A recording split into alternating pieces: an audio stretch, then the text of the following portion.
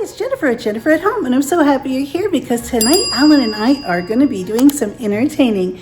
We met some new friends and they're coming over for the very first time. In just a minute, I'll tell you how we met. But first, let me tell you what's on the menu. We are making pulled pork. Alan got up at 3:45 a.m. this morning and put the pork on the smoker. And I'm making some baked beans and some corn.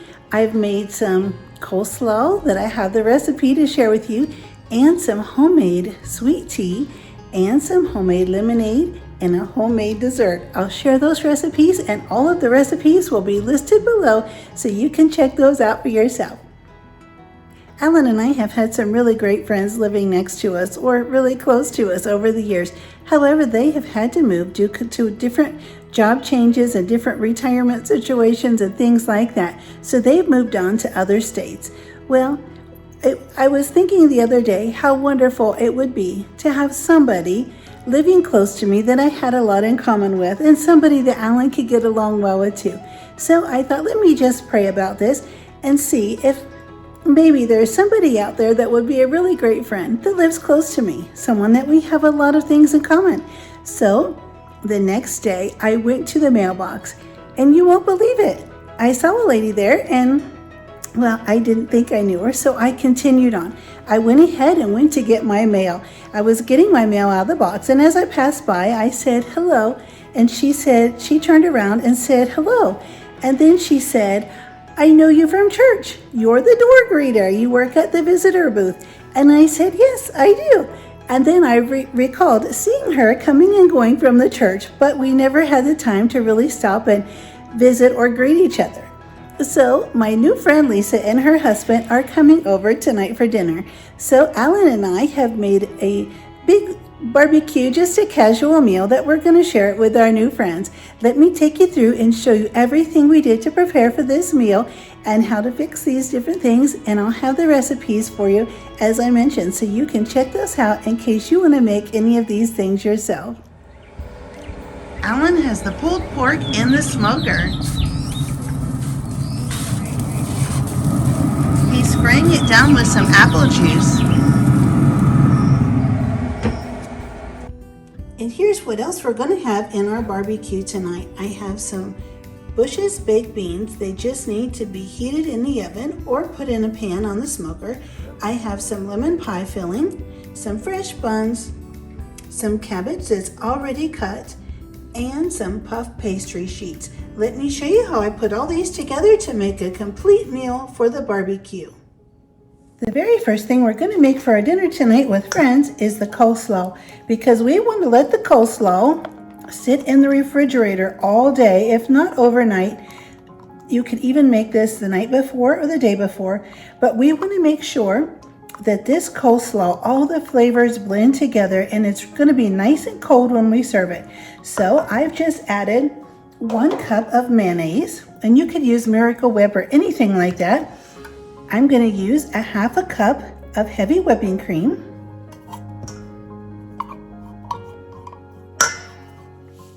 and I'm going to use a tablespoon of stevia sweetener. This is a plant-based sweetener, which will make this coleslaw low carb. Or if you wanted to, you could use a 1/2 tablespoon to a tablespoon of granulated sugar. And that way you could make the regular version. I just like the way this tastes with the stevia sweetener, and that's what I'm used to making, so that's why I use this. Just mix all these things together. Now this time, if you wanted to, you could use some celery seed. A lot of people put celery seed in their coleslaw, but I just prefer it without it. And you could also add salt and pepper to taste. Now it's time to pour in our coleslaw. When we go to pull the coleslaw in, or the cabbage, this is actually shredded cabbage. There's quite a bit here. When I go to put it in, I start looking around for great big giant pieces that are heavy, that maybe didn't mix in well when they sent it through the cutter, the cabbage cutter. And then I'm just gonna slowly start tossing it. There's another great big piece. I'll pick that out, because we don't want our friends or family to get a great big hefty chunk of cabbage. Then I'm just going to slowly start tossing it in the sauce. There's another one. I usually find several when I'm tossing this together. And just start turning your bowl. I use this lightweight aluminum bowl because it makes it real easy just to turn it right around when I'm tossing it. And when you first get this mix, it looks like there's not going to be enough of the sauce to cover everything completely. But trust me, once you turn it over and over till everything is coated and you put it in the refrigerator, something magical happens. It seems like the sauce quadruples. And the next thing you know, when you take it out to serve it hours later, there's a tremendous amount of sauce. And the cabbage has plenty of sauce to go around. Okay, once you get this tossed and mixed, go ahead and cover it or put it in an airtight container and put it in the refrigerator. And there it is. It's just that easy. I'm going to preheat my oven to 400 degrees.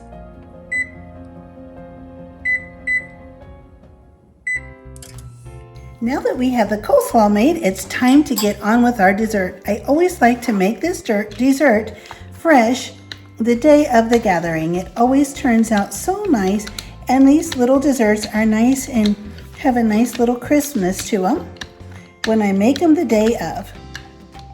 So the first thing I'm going to do, I just have a cutting board here, and I'm going to take this puff pastry. This is one sheet. It comes in a package of 2, and I'm just going to smooth it out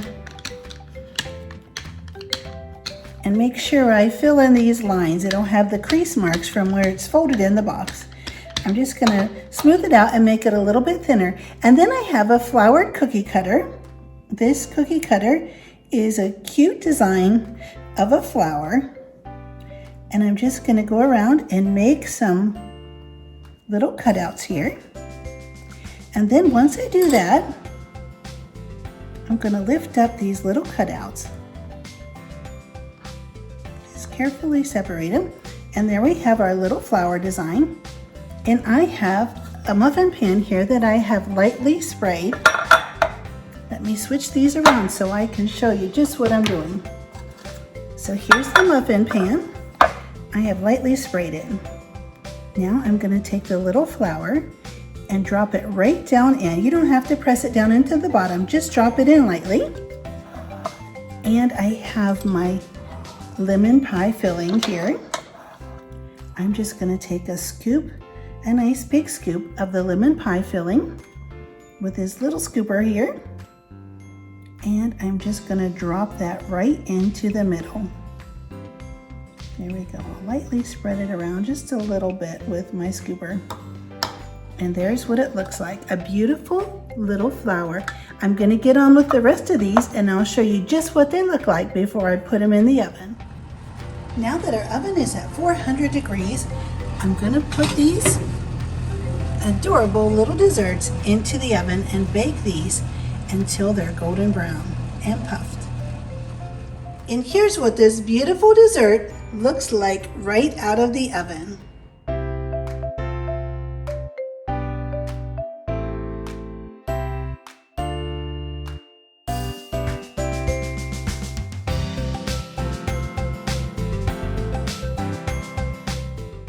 We don't want to forget about drinks when we're having our friends over, especially for a barbecue. So we're going to make some homemade sweet southern tea. I have 6 tea bags here, and I put a staple at the end to hold all of these together. We'll put these in the pitcher, and then I'm going to add in 2 cups of hot water right on top of the tea bags. If they fall in, that's okay. There we go.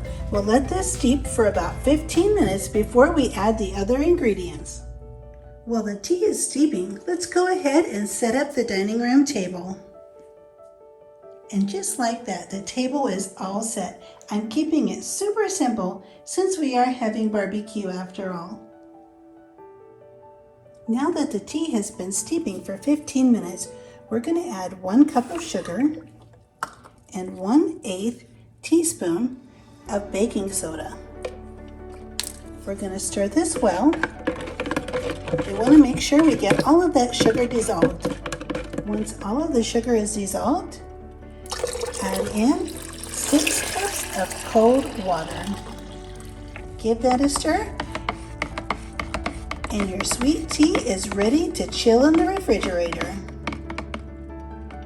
And here's the sweet tea ready to serve, complete with a slice of lemon.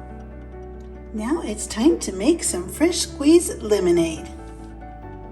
Now we're going to put in a half a cup of hot water, and then we're going to put in a half a cup of sugar. We're going to stir these together until they're really well dissolved. This will keep our lemonade from getting grainy. So this is basically making a simple syrup for our lemonade. Okay, now all we have to do is add 1 cup of fresh squeezed lemon juice.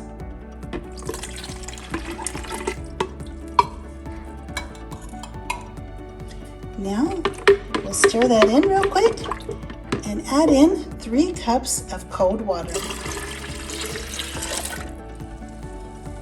You can easily double or triple this recipe depending on the size of the container you have, of course. Now I'm going to stir this up and put it in the refrigerator to get nice and cold. Doesn't this lemonade look delicious? I have about an hour until my guests arrive. I'm going to get these baked beans in the oven and let them start baking until they're nice and thick. Corn is a super easy side dish, but make sure you add butter, lots of salt, and pepper. This will give your corn a really good buttery seasoned flavor. The corn is ready, the baked beans are done, the pulled pork is done. It's time to set out the coleslaw and we'll be ready to entertain our friends. Our new friend should be here any minute. I'm super excited to see him. It was really fun seeing him last Sunday at church and inviting him over to dinner tonight. Oh, it sounds like they're here now. Let's go greet him at the door. Hello, hi, come on in.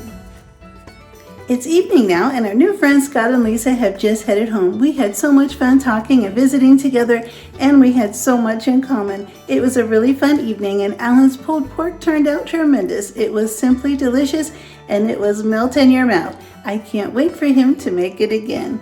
I would love for you to subscribe and click the notification bell, and don't forget to hit the thumbs up button, and I'll see you next time.